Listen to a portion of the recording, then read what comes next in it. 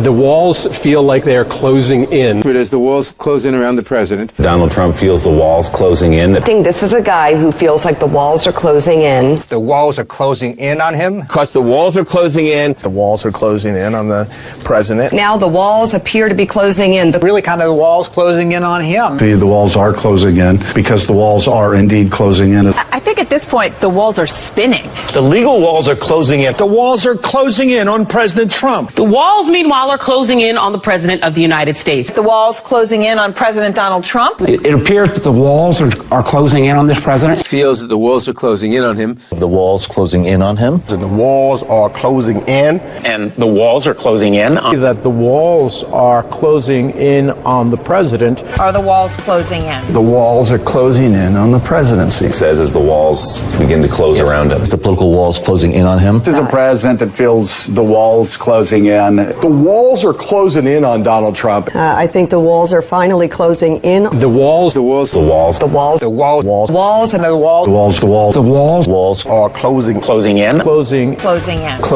Closing in on. It's closing in. The walls are closing in On President Donald Trump. He's not looking forward to any of it.